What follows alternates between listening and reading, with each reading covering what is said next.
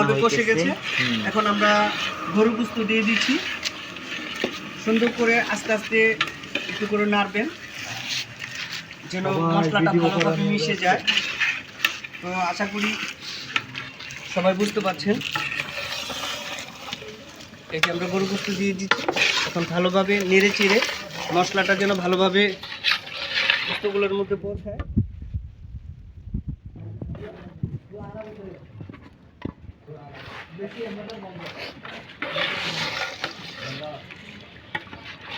আমাদের বড় ভাইয়া ভালো একজন বাবুর্চি শেফ। দেখেন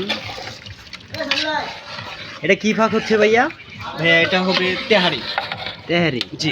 এটা কিসের জন্য হইতাছে ভাইয়া? এটা আমরা ভাই ব্রাদার মিলে সবাই আবদার করেছে আমার কাছে একটা তেহারি খাবে।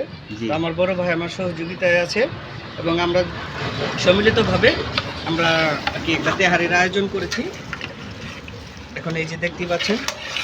কয় কেজি মাংস দিচ্ছেন ভাই? আমরা এখানে 3 কেজি গরু গোশত দিয়েছি।